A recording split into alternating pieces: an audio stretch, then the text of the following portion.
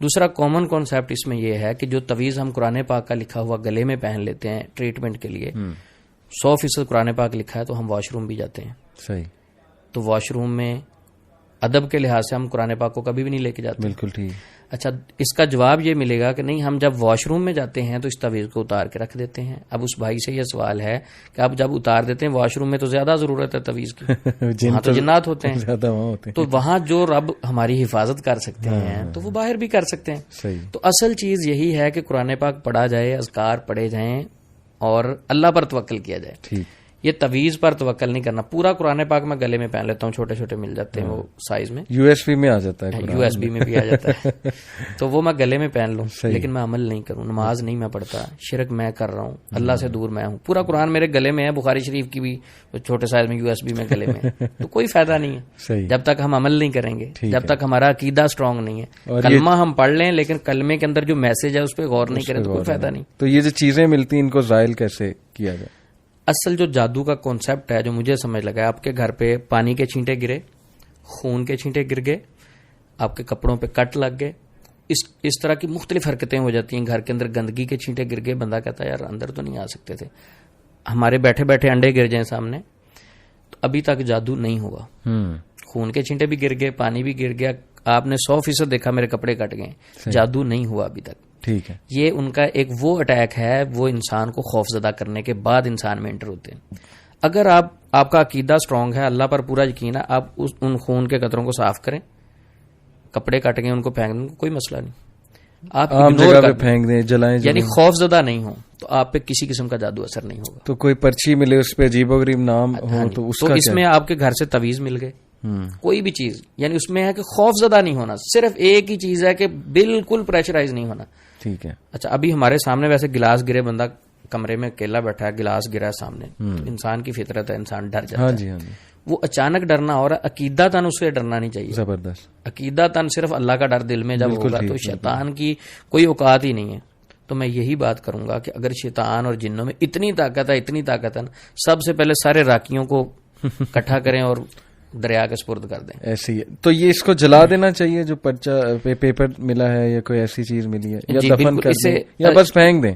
گھر سے اٹھا کے باہر پھینک دیں. بہت سارے لوگ کہتے ہیں پانی میں پھینک دیں وہ بہہ جائے گا، یہ کوئی ایسا کانسیپٹ ہمیں اسلام سے نہیں ملتا. بس سمپلی اصل ہے کہ اسے اٹھائیں اور گھر سے باہر پھینک دیں. بہت سارے لوگ کہتے ہیں کپڑوں پہ کٹ لگ گئے، میں کہتا ہوں پہن لیں، لیکن اگر دل میں ڈر رہنا ہے نا کہ کچھ ہو نہ جائے تو پھر پھینک دیں.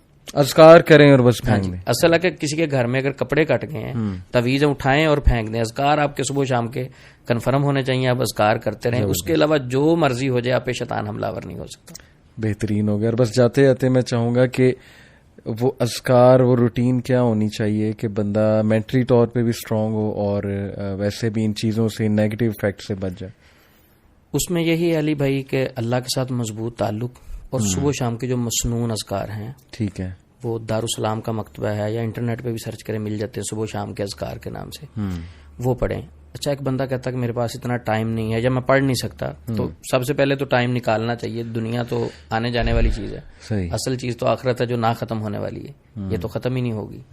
تو آخرت کے لیے ہمیں پہلے تیاری کرنی چاہیے. یہ دنیا کے لیے زیادہ لوگوں نے فوکس کیا ہوا ہے جن کے پاس ٹائم ہی نہیں ہے. تو اصل فوکس یہی کرنا چاہیے ان کو کہ اذکار صبح شام کے، مسنون دعائیں، گھر میں کوئی مسئلہ ہے سورۃ بقرہ کی تلاوت کر لیں اور سارے معاملات کو اللہ کے سپرد کر دیں. وہ زیادہ نہیں پڑھ سکتے تو ایک تسبیح میں ریکمینڈ کروں گا جو میں 12-13 سال سے دے رہا ہوں، اس کا بڑا رزلٹ ہے. وہ ہے لا الہ الا اللہ وحدہ لا شریک لہ لہ الملک ولہ الحمد وہو علی کل شیء قدیر. یہ دعا بخاری شریف میں موجود ہے. نبی پاک نے فرمایا جو 100 بار صبح پڑھتا ہے شام تک شیطان کے شر سے محفوظ رہتا ہے اور 100 نیکیاں ملتی ہیں، 100 گناہ معاف ہوتے ہیں، 10 غلام آزاد کرنے کا ثواب ہے. تو شیطان کے شر سے بچنے کے لیے اسے، باقی دعائیں بھی اتھینٹک ہیں لیکن اسے میں نے بہت زیادہ مضبوط اور کارآمد پایا. تو صبح و شام کے یہ اذکار جو ہے نا، ان پر پورا فوکس رکھنا چاہیے. بہترین. اور فوکس رکھنے سے مراد یہ نہیں ہونا چاہیے کہ میں نے اذکار کر لیے لیکن دل میں ڈر ہے کہ یار آ نہ جائیں کتے.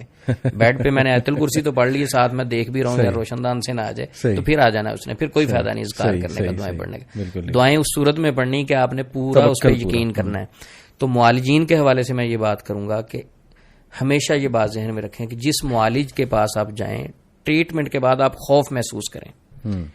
آپ تو گئے تھے کہ میرے اندر خوف ہے ختم ہو جائے, جی آپ محسوس کریں کہ میرا خوف بڑھ رہا ہے, پہلے سے کم نہیں ہوا, صحیح, اور میں دن بدن مزید پریشر میں جا رہا ہوں, تو سمجھ لیں وہ معالج غلط ہے.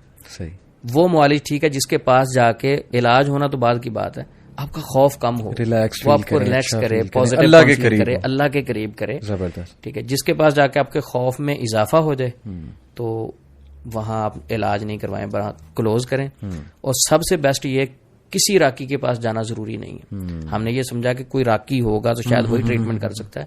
جس مسجد میں آپ نماز پڑھتے ہیں اس قاری صاحب کے پاس جائیں, اس مولانا صاحب کے پاس جائیں, اسے کہیں کہ میرے ذہن میں یہ چیزیں چل رہی ہیں, مجھے گائیڈ کریں. وہ انشاءاللہ آپ کو زیادہ محبت سے گائیڈ کرے گا. اچھا, اس کے بعد اس سے اذکار پوچھ لیں, اور رقیہ بھی کروانا تو اسے کہیں جی مجھے مسنون اذکار یا دعائیں, بلکہ خود کر سکتا ہے بندہ. لیکن حیرانگی کی بات یہ ہے کہ میں نے بہت سارے لوگوں کو مشورہ دیا تو وہ کہتے ہیں کہ جب ہم کسی قاری صاحب کے پاس جاتے ہیں تو وہ ڈرتے ہیں. گائیڈ کرنے والوں نے بھی اگر ڈرنا ہے تو قوم کا کیا بنے گا. کہتے وہ ڈرتے ہیں کہ نہیں میں آپ کو دم کروں گا, آپ کے جن میرے گھر جا کے نہ تنگ کرتے رہے, ایسا کوئی کنسیپٹ نہیں. بات یہی ہے نا کہ ہر جگہ کانسیپٹس خراب ہوئے ہیں. بندہ آپ کی بات سے خلاصہ ہے کہ بندہ مینٹلی اسٹرانگ رہے, اللہ پہ توکل رکھے, اللہ کی قربت حاصل کرے, اذکار کرے مسنون. اور جو آپ نے لا الہ الا اللہ, وہ بڑی زبردست آپ نے پوری وہ ذکر بتایا, 100 بار صبح 100 بار شام. تو جزاک اللہ عثمان بھائی, ہمیشہ کی طرح بہت خوشی ہوئی آپ سے بات کر کے. اور جو مسکنسیپشنز ہیں ہمارے معاشرے میں اس گپ شپ کا یہی مقصد تھا کہ ایٹ لیسٹ لوگ سوچیں کہ یار کتنے خاندانی مسئلے بڑھ جاتے ہیں, اس وجہ سے لڑائیاں پیدا ہو جاتی ہیں, نفرتیں پیدا ہو جاتی ہیں, لوگ کی زندگی فیئر میں, اس میں جو ہے نا خوف میں گزر رہی ہیں. تو we should be mentally strong. بہت بہت شکریہ آپ کے میسج کا. اپنا خیال رکھیں بہت سا, انشاءاللہ پھر ہوگی بات آپ سے. السلام علیکم و رحمۃ اللہ وبرکاتہ.